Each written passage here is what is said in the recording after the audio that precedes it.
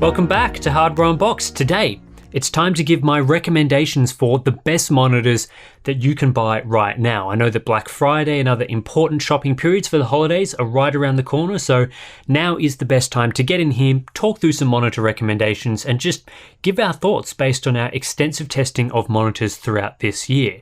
In today's video, like in previous best monitor videos, there is a focus on gaming monitors because that's primarily what we test on the channel. If you're interested in creator, office, or professional monitors, there are plenty of other sources out there for you that more focus on testing those. So if you're wondering why we aren't recommending a single 60Hz display today, even in the 4K category, that's why. Secondly, our recommendations are primarily geared towards monitors that we've tested. There are hundreds of monitors released every year, and we just don't have the capacity to test them all, so we're not going to be talking about every single monitor that exists. There's probably a few great displays that have slipped through the cracks that we haven't looked at yet, but in general, I'd rather give you guys a recommendation for products that I've tested and know to be good, instead of products that are maybe good and I've only seen the specs for. So this video will be mostly featuring monitors we've put through our benchmark suite, but don't worry, there's over 60 displays in our current results database, more than 30 of which I've tested this year alone.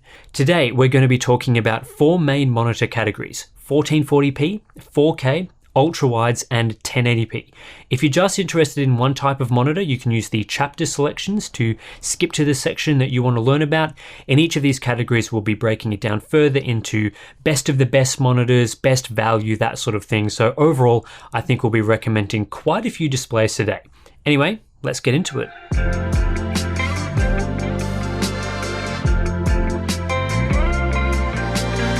We're starting with the 1440p category in this video because it's currently the most popular category for new monitor purchases. 1440p high refresh displays have consistently fallen in price over the last few years, to the point where you can now get some really good bargains in the mid-range, while performance at the high end has opened right up. I've considered a lot of options for the best overall 1440p gaming monitor, and ultimately I've somewhat begrudgingly settled on the Samsung Odyssey G7. I don't think this is the perfect gaming monitor, but with 1440p 240Hz displays being such a new category on the market outside of TN panels, and the overall great performance of the Odyssey G7, for now I believe it's worthy of this position. The Odyssey G7 succeeds in many areas of performance. It has elite response times, which for a VA display is remarkably impressive. In our testing, we found a consistent 3ms gray-to-gray experience, which is better than most IPS monitors and on par with TNs, and it does this from 240Hz right down to 60Hz. With such a high refresh rate, it's perfect for gaming today and into the future at a resolution that's quite a significant step above 1080p in my opinion. The G7 also succeeds in most areas of color performance, with a nice wide color gamut and a great contrast ratio, around double that of IPS equivalents. There is a semi-HDR mode as well, which provides a small gain on the regular SDR mode, and there's no dark level smearing to worry about, with Samsung having solved this issue for this monitor.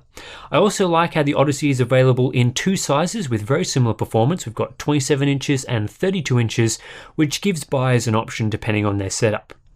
The main downsides to the G7 are the extremely aggressive 1000R curvature, which personally I'm not a fan of, and lackluster uniformity.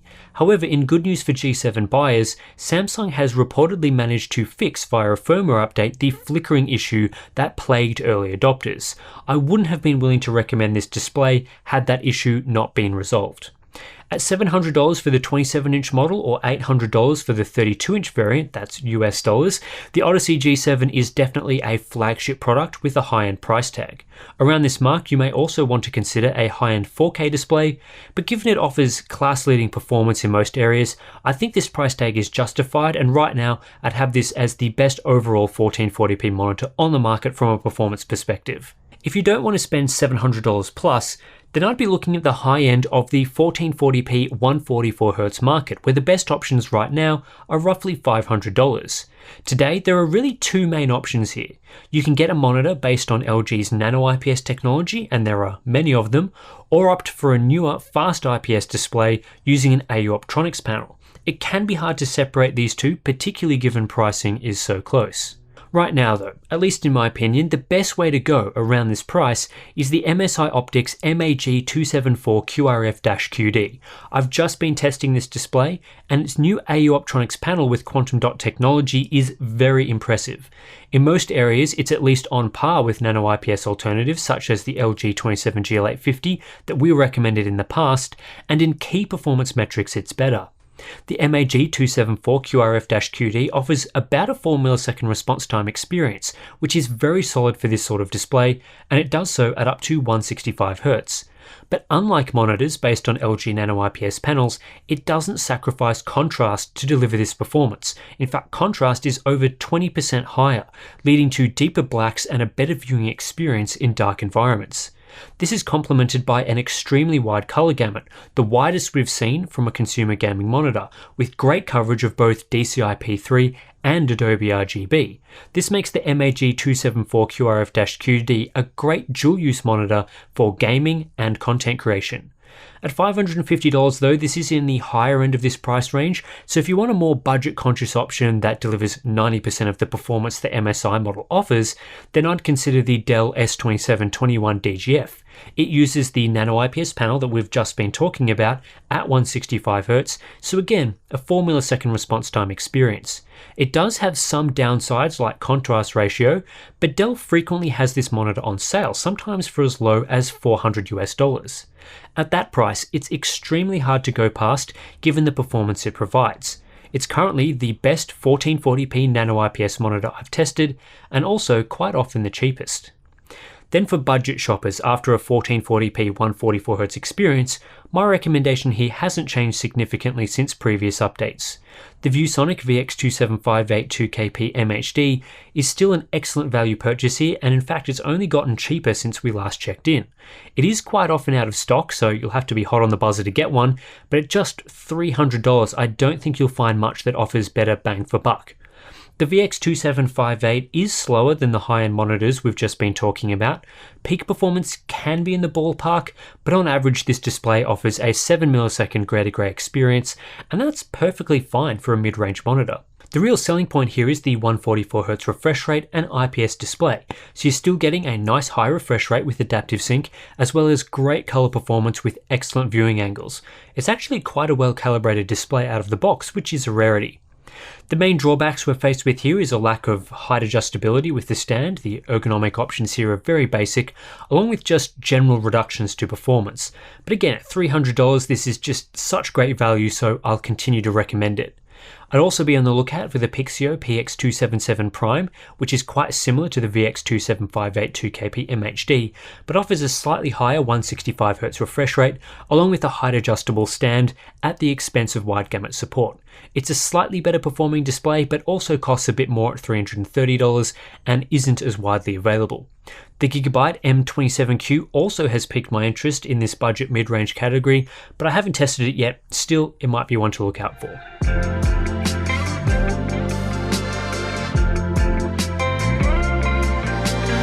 If you're in the market for a 4K gaming monitor, right now your options are very limited in my opinion. The monitor market as a whole is still iterating on high refresh rate designs and resolving some of the early adopter problems, so 2021 might be a better time to jump into 4K gaming on a monitor. But if you still want to jump headfirst into this premium resolution, there are some options worth considering. In my opinion, the best 4K gaming monitor on the market right now, and really the only 4K gaming display I'd recommend, is the LG 27GN950. This is without a doubt a high-end display, and in most areas it delivers excellent performance. Through the use of LG's Nano IPS tech, we're seeing an average response time around 4 milliseconds, and this holds up at lower refreshes with limited overshoot. And this is key on a 4K monitor, where you may not always be hitting the frame rates required for a 144Hz refresh. The 27GN950 doesn't suffer from the same low contrast ratio as the Nano IPS 1440p monitors that I've tested. It's more around the average result for an IPS display. So we're not seeing VA-like deep blacks, but as no VA offers 4K 144Hz right now with elite performance, this is the best on the market. And of course, This is an IPS panel, so we get all the color benefits here, like a nice wide color gamut with 95% P3 coverage, excellent viewing angles, and good uniformity. Content creators will appreciate what this display can do from a color perspective, making it a display well suited to dual use along with gaming. LG also resolves one of the main issues with early 4K high refresh monitors through the use of DisplayPort with display stream compression. This allows you to access the monitor's 144Hz refresh rate at 4K over a single DisplayPort cable without chroma subsampling, so no issues with image quality, although you will need a modern GPU that supports DSC. However, there are a few issues with the 27GN950 that keep it from being the perfect 4K gaming display. There's no HDMI 2.1 here, so console gamers can't access the high refresh rate on offer here. As a result, I'd only recommend this monitor for PC gaming. There's also a few problems with the color calibration modes and tools that LG provides, although this should be fixable through software and firmware updates. At $800, this is a premium display, and in many cases you'll probably be choosing between this 4K 144Hz option and a 1440p 240Hz monitor like the Samsung Odyssey G7. I can't make that call for you which way you should go, but either way these monitors should last you quite some time, as the hardware provided here well outstrips what modern GPUs and games can do for the most part. As for HDR capable 4K high refresh monitors, I'm no longer recommending G-Sync Ultimate displays like the Acer Predator X27 and Asus ROG Swift PG27UQ. These displays suffer from early adopter issues like a lack of DSC, meaning you can't access the top 144Hz refresh rate without chroma subsampling, as well as an annoyingly audible fan. When spending over $1,000 on a monitor, I'd want something with modern technology that will last me for a while, not something compromised. From that perspective, if you do want a true HDR monitor that does 4K 144Hz, I'd recommend waiting for a newer generation of these displays, particularly something that supports DSC over DisplayPort and HDMI 2.1. The other option is to ditch monitors entirely and buy a TV. Something like LG's CX 48-inch OLED has been quite popular, although much larger than is reasonable for most desktop gaming setups. As for budget 4K monitors, I'm also not recommending anything in this category right now. Most cheaper 4K 144Hz displays aren't that much cheaper than the 27GN950 and often pack significantly inferior performance, or compromises like a lack of DSC. Until we get more 4K gaming displays on the market, it's not worth investing in a flawed high-end monitor, so if you do have $500 to spend and were interested in 4K gaming, I'd strongly recommend a high-quality 1440p display instead. I think you'll be much better off.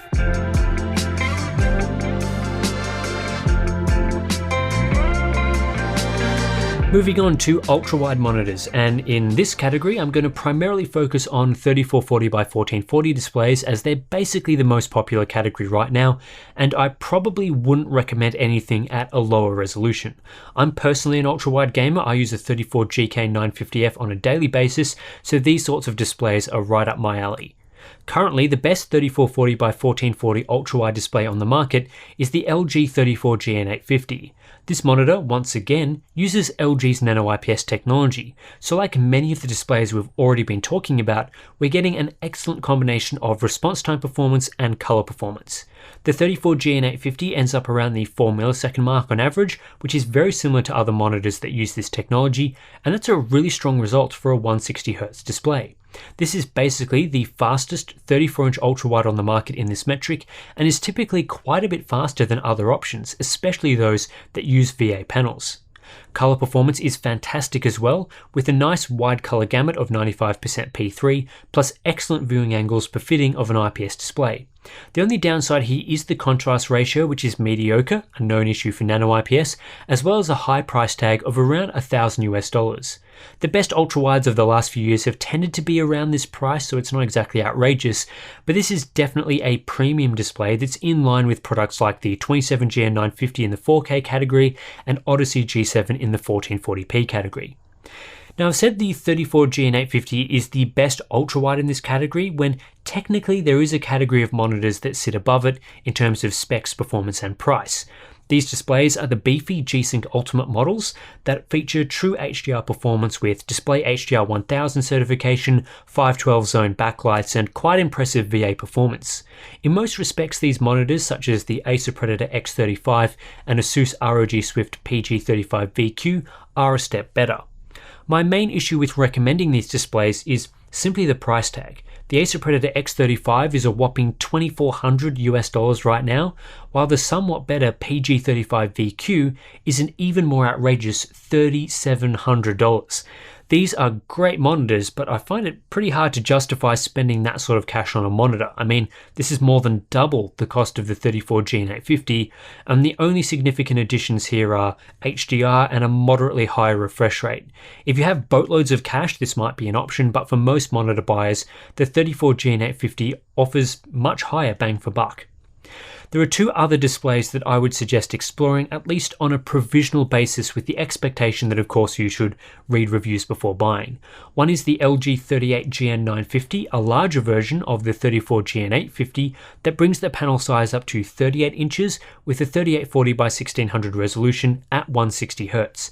It uses the same nano IPS tech as the 34GN850, so I'd expect similar performance, although the price tag is quite a bit higher, making it a very premium product.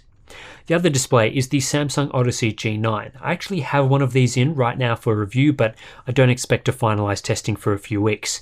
In any case, I expect performance to be similar to the Odyssey G7, which would make it very impressive. For those that aren't aware, the Odyssey G9 is a 49-inch super ultra-wide with a 5120 by 1440 resolution at 240Hz, the same as two 1440p displays side by side, so that's one to look out for. Most of these ultra-wides we've been talking about so far are quite expensive, in the $1,000 plus range, but if you are interested in gaming at $21,900, you don't have to fork out nearly this much to get a quality mid-range monitor. In fact, decent 3440 by 1440 144Hz displays have come down in price so much in recent years that you can often pick one up for below $500. My pick of the budget ultrawides right now is the Xiaomi Mi Curve 34. Its availability in your region may vary, but it tends to be a very affordable $21,900 monitor that performs reasonably well given its low price tag. It has regularly been available for the equivalent of $350 US on sale here in Australia, or at worst below $400, which is a ridiculously good deal. In terms of performance, naturally we don't see high-end performance in the range of LG's 34G and 850. Instead, we see pretty typical and respectable mid-tier VA performance, which given the price tag is perfectly fair. Response times in the 8 millisecond range, up to around 6.7 milliseconds at 144Hz, is fine for this sort of monitor, and a compromise to hit this price point. You'll also see a bit of dark level smearing as a result of using an older generation VA panel. Other aspects though are quite strong, especially the contrast ratio, which is excellent, as well as factory calibration, which is pretty good out of the box all things considered, and does offer some wide gamut functionality. The build quality is also exceptional for a budget product and really impressed me during my testing. Other than the Mi Curve 34, I'd also be looking at the Gigabyte G34WQC at $400, which I'll be reviewing soon. I believe it uses the same panel as the Xiaomi Ultrawide and is more readily available in regions like the USA, so it's one to look out for pending review results.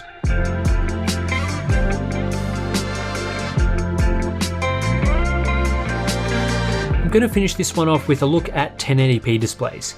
This category isn't nearly as popular as it once was, with our viewers indicating their next monitor purchase was more likely to be a 1440p, ultra-wide or even 4K display, putting 1080p in last position.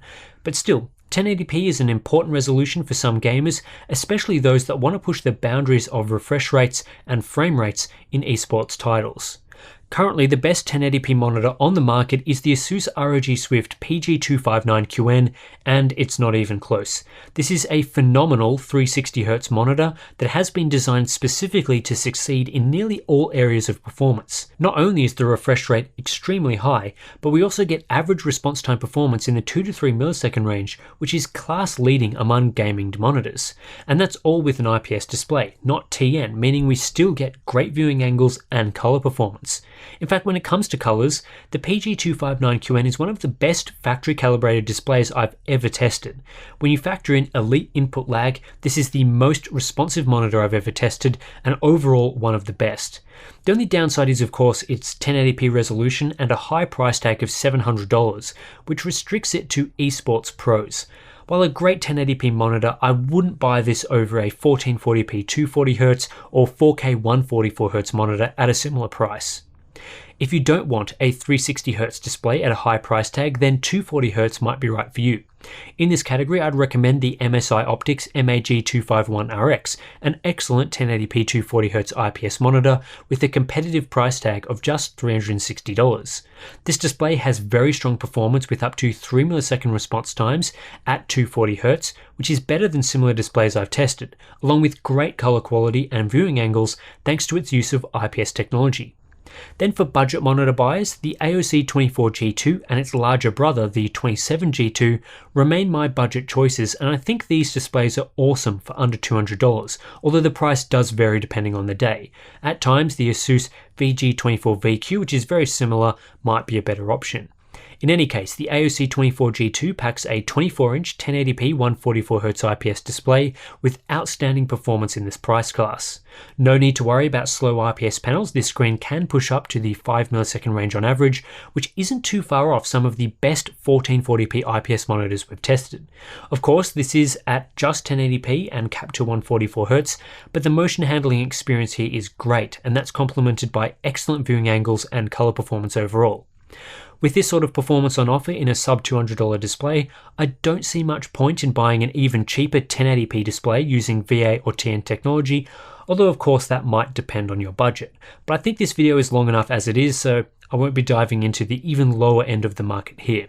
Overall, I think in at least 3 of the 4 categories, right now is a great time to be buying a display. We've seen a lot of great monitors hit the market in 2020 with increased competition, especially in the 1440p high-end market, which means you're likely to get either an outstanding deal on a very good monitor or something that will last you a long time due to its flagship specifications.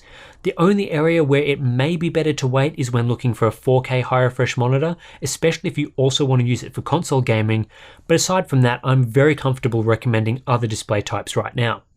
These videos really are a culmination of all the testing we've done over the last few years, so if you are interested in supporting our monitor testing, the best way to do that is by supporting us on Floatplane or Patreon. Links to that are in the description below.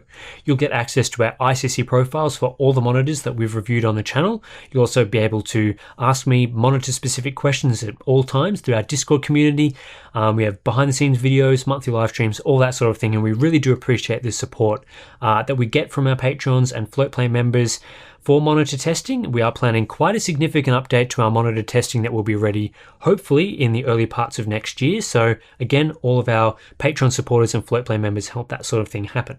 Anyway, that's it for this one. Lots of monitors, lots of recommendations. I hope you guys got what you wanted out of this video, and I'll catch you in the next one.